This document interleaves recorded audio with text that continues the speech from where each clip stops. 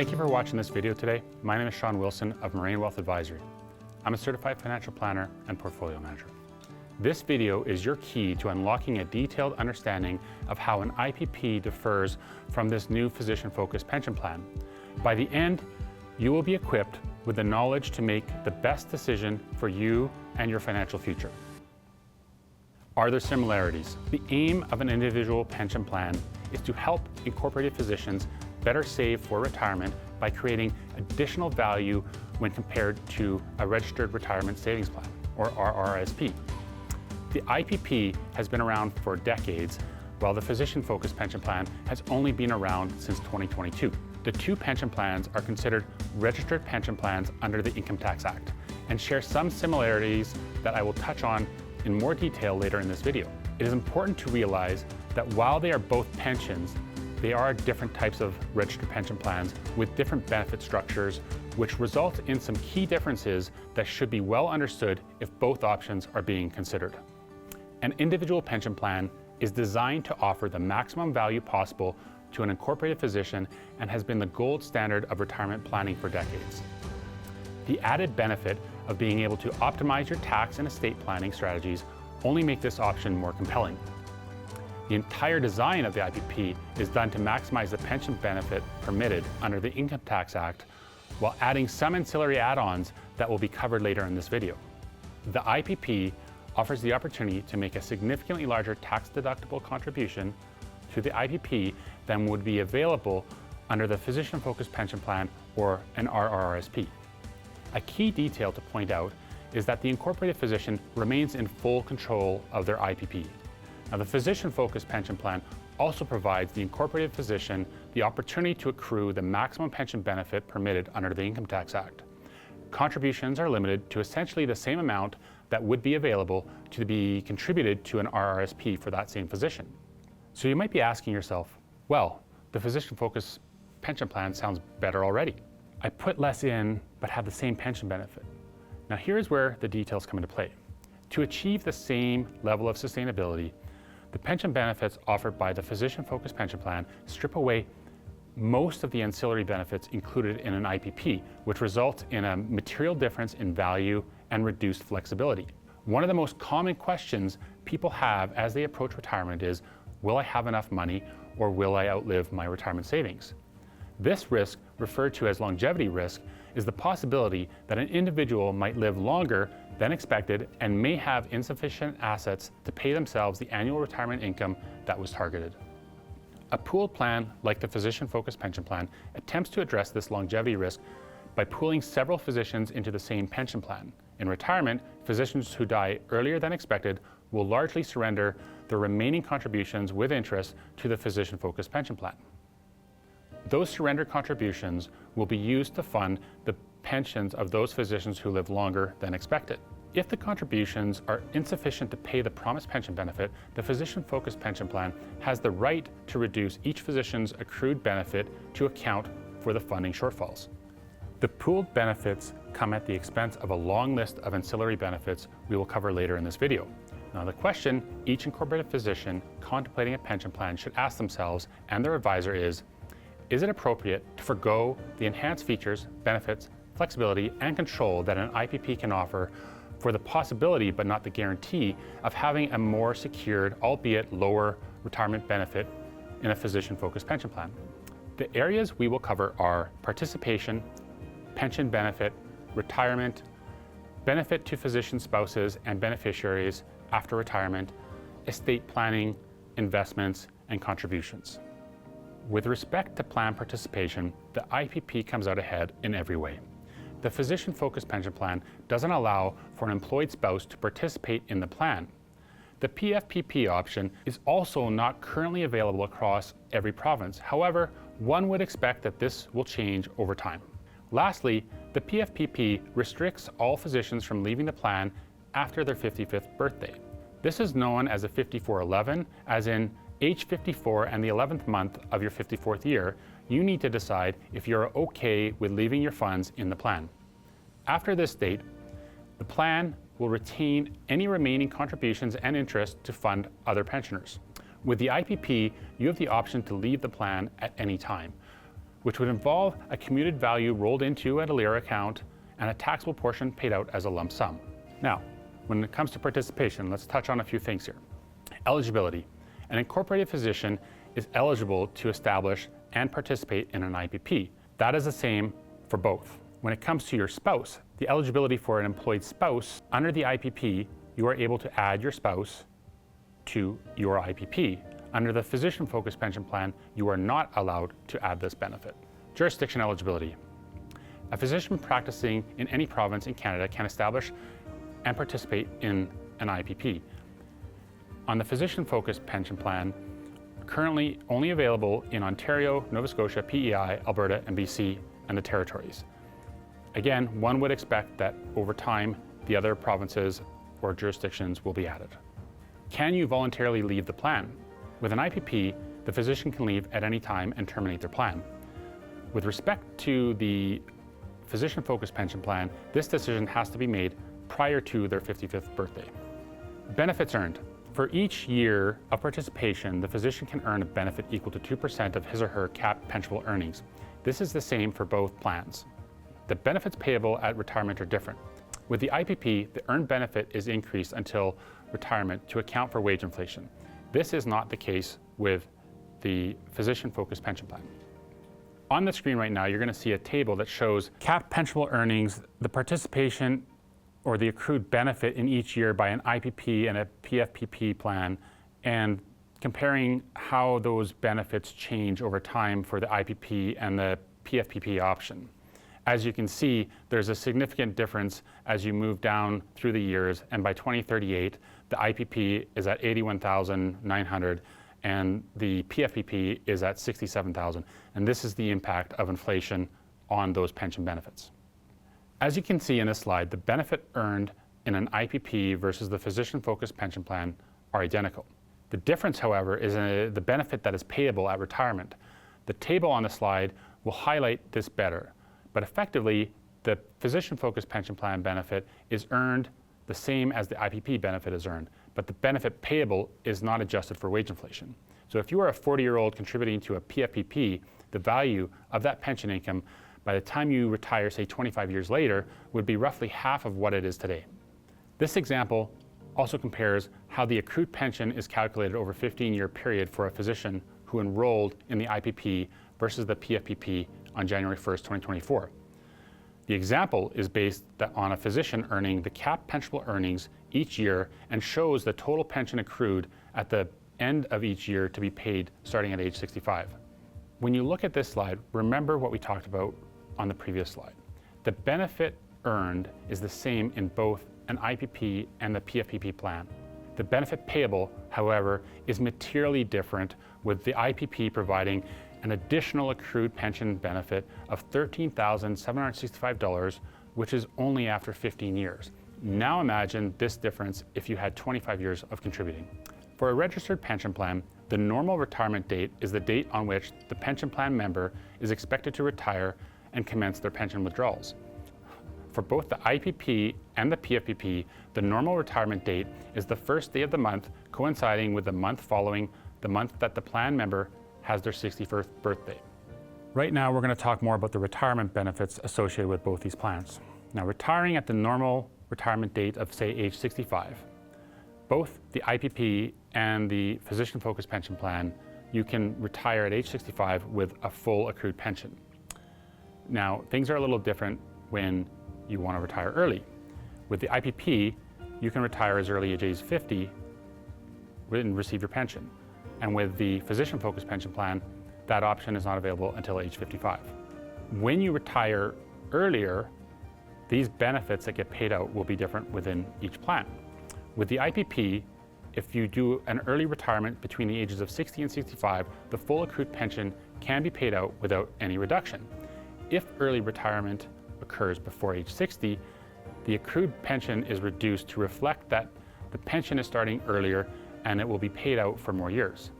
With the PFPP plan, if you retire before your 65th birthday, the accrued pension is reduced to reflect that the pension will be paid out for more years. Retiring after the normal retirement date of age 65. With the IPP, if a retirement occurs after the 65th birthday, the accrued pension is increased to account for the pension payments that would have been paid to the member starting at age 65. When you compare that to the physician-focused pension plan, if the retirement occurs after the 65th birthday, the accrued pension is not increased and there is no adjustment to account for the pension payments that would have been paid to the member starting at age 65. The pension that would have been paid starting at age 65 is surrendered to the plan. Inflation protection. After retirement, an IPP typically provides automatic increases in the pension income for inflation. The PFPP does not provide automatic increases in the pension income for inflation. There is no other adjustments related to an IPP. However, with a physician-focused pension plan, the accrued pension may be reduced if the plan assets or the PFPP are not sufficient to ensure the long-term financial health of the pension plan. Alternatively, if the plan assets outperform, the PFPP may use the surplus to provide additional benefits that are typically included in an IPP, such as providing inflation protection. So it's much as being left up to depending on how future performance goes in this plan. This slide touches on the most important thing on your mind, your retirement. So it is no surprise that under both the IPP and the PFPP options, full pension benefits would be afforded to members of both plans if the plan member retires at the normal age of 65. When it comes to early retirement, the IPP wins in multiple ways. To start off, early retirement is available at age 50 with an IPP, but 55 with a physician-focused pension plan. With the PFPP plan, early retirement before age 65 will result in a reduced pension. With an IPP, early retirement between the ages of 60 and 65 can be paid out with no reduction. If early retirement is taken prior to age 60, the IPP pension benefit would be reduced as a result of the pension being paid out for more years. Now, if you happen to want to work past age 65, then in this case, the pension benefit would not increase after age 65 with respect to the physician-focused pension plan, but it would increase if you are in the IPP. An IPP typically provides automatic increases in the pension income to adjust for inflation. This is something the plan member can decide as they approach retirement. The PFPP plan does not provide automatic increases in the pension income to adjust for inflation. With the PFPP plan, the benefits may be reduced if the plan assets are not sufficient to fund the long-term liabilities of the plan. Alternatively, if the plan assets perform well, the surplus may be used to provide inflation protection. When a plan member retires in a registered pension plan, the accrued pension benefits may be adjusted depending on whether the plan member has a spouse. These adjustments are made subject to the terms of the pension plan. What you're going to see now on your screen is how these adjustments apply to an IPP versus the PFPP option. There are some material differences regarding benefits that will accrue to the spouse and beneficiaries of the pensioner after retirement. To start, we will look at the situation where you have no spouse. So with members with no spouse, here's how it goes. With an IPP, if the pensioner or physician passes away within the first 15 years or 180 months of starting to draw the income from the pension, there is the option to have the income continue to pay out monthly to the beneficiaries for 180 months. This would defer the lump sum payment until after that period. The lump sum would then be distributed to the beneficiaries provided. So on the screen right now, we have the difference between an IPP and the physician-focused pension plan for a member with no spouses. I'm just going to summarize this really quick and we'll let you have a chance to read it in more detail afterwards. But effectively, the IPP, there is no reduction to the benefit, and the physician can make the determination to have the pension continue to pay out for up to 180 months. Alternatively, with the physician-focused pension plan, they can also receive the full pension without reduction. However, if that physician dies during the first 120 months, the pension will only continue to be paid until the 120 months has come up. Whatever residual contributions, interest, and growth of the pension assets over that period of time and what's remaining would then be used to fund other physicians in the plan. If the physician dies after the 120 months within the PFPP plan, the entire residue or remaining value of the investments in the PFPP plan would then be surrendered to the other physicians within the pension plan. When you look at the same situation with respect to the PFPP the benefits are significantly reduced. If the pensioner under the PFPP plan dies before 10 years or 120 months, the beneficiaries would be entitled to monthly income from the pension until 120 months from the start date. Any unused contribution and/or interest would be surrendered to the PFPP pension plan to help pay for the other physicians' benefits in the plan. To better understand the magnitude of what you might be giving up by electing to go with a PFPP versus an IPP, I have created the table that you can now see on your screen. This illustrates the accrual of pension benefits annually based on the 2% of cap pensionable earnings along with annual contributions of 18% of cap pensionable earnings. The return assumption is 6%, with pensioners starting the plan when they turn 50 and retire at age 65.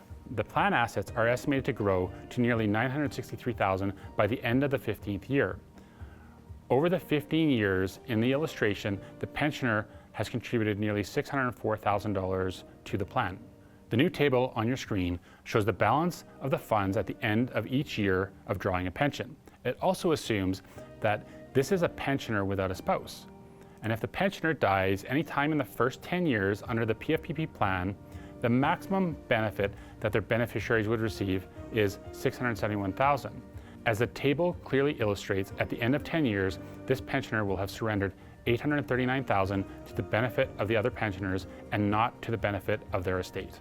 Now, when it comes to estate planning benefits after retirement, both plans have guaranteed periods, with the IPP having a guaranteed period of 15 years or 180 months, and the PFPP plan having a guaranteed period of 120 months. In either case, the guaranteed income can be paid out to the beneficiaries until the guaranteed period elapses. With the PFPP plan, the remaining assets, contributions, and interest would then be used to fund the pensions of the other physicians in the plan. With an IPP, after the guaranteed period, the remaining contributions and interest would form part of the deceased member's estates. Electing to take the guaranteed income would result in a lower taxation if the beneficiaries are in a lower tax bracket. Once the guaranteed period has passed, the remaining assets of the plan would be taxed to the deceased member's estate. With the PFPP plan, your assets are pooled with the other physicians who are members of the plan, and you will not have any control or influence on how the investments are managed and invested. With an IPP, you will work with an investment advisor or ideally a portfolio manager with a fiduciary standard of care. The portfolio manager would work with you to draft an investment policy statement that reflects your wishes and aligns with your risk tolerance. The investment policy statement provides a detailed instructions for how the portfolio is to be managed with respect to the funds on the pension's behalf. Now we're going to talk about contributions. Now, once again, there are material differences regarding the contributions to both plans. With the PFPP plan, your contributions are effectively equal to what would be available to you with a registered retirement savings plans. Alternatively, the maximum contribution room with an IPP is larger and increases from the age of 40 and eventually becoming 65% larger by the time you hit age 65. This increased maximum funding room is what funds the attractive benefits provided by an IPP. In particular, the indexing of the pension benefits for that pension individual. So just how much of the ancillary benefits have been excluded? Now this is what we're going to touch on next. An employed spouse can be included in the plan and receive their own pension benefit. Effectively, you're getting additional corporate deductions. With an IPP, your spouse can. With a PFPP, they can't participate. Ability to relocate to any province or territory and continue enrollment and active participation in the plan. With an IPP, this is not a problem. Currently with the PFPP, there are restrictions because it is not registered in all the provinces. Another benefit of the IPP versus the PFPP is the pension benefit earned in the current year increases annually until the year of retirement, which is adjusting for wage inflation. That is not an option currently with the PFPP plan. With respect to having a reduced pension at retirement, if you're in an IPP, you're able to retire as early as 60 without a reduced pension. With the PFPP, you'll have a reduced pension if you retire any time earlier than 65. After retirement, The pension paid to the physician is automatically adjusted annually to account for inflation. With the IPP, it is a yes, and with the PFPP, it is a no. An employed spouse can be included in the plan and receive their own pension benefit. Additional corporate deductions, really. IPP, yes. With a PFPP, no. Ability to relocate to any province or territory and continue enrollment and active participation in the plan. With an IPP, yes. With a PFPP, currently no. I suspect that will change in the future. Now, before retirement, the pension benefits earned in the current year increases annually till the year of retirement to account for wage inflation. With the IPP, yes. With a PFPP, no. The retirement pension is not reduced if retirement occurs early between the 60th and the 65th birthdays. With an IPP, yes. With a PFPP, the pension is reduced. After retirement, the pension paid to the physician is automatically adjusted annually to account for inflation. With an IPP, yes. With a PFPP, no. At retirement, a physician with a spouse can receive the same maximum pension as a physician without a spouse. The pension is not reduced on account of having a spouse at retirement. An IPP, yes. A PFPP, no. Ability to voluntarily leave the plan and transfer out lump sum value of the pension benefit at any time. With an IPP, yes. With a PFPP, no. When a physician dies, any remaining contributions plus interest made to the plan go to the surviving spouse, estate, or other named beneficiaries. Remaining contributions with interest are never surrendered to the plan. With an IPP, yes, that is correct. With a PFPP, no.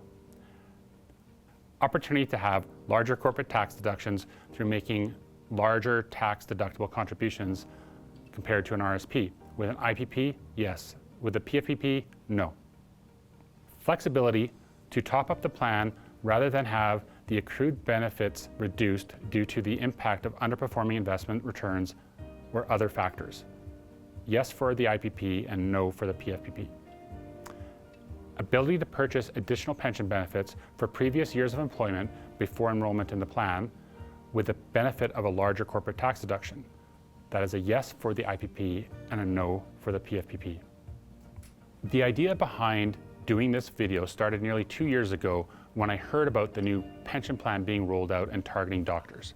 It was clear to me at that time that a comparison that breaks down the key differences between the plans would be required for physicians to make an informed decision. Now, this video has been something I've wanted to do ever since hearing about the physician-focused pension plan that was recently brought to the market. On January 1st, 2022, a new pension was set up targeting doctors, which would be best classified as a multi-employer pension plan and was established as an alternative to the individual pension plan.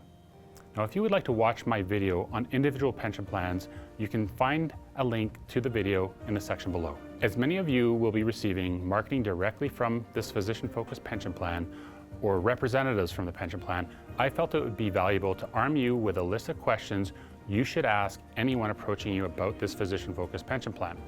You can find a link to those questions below. I would like to thank the great team at JBL or Gordon B. Lang & Associates for their enormous support and assistance.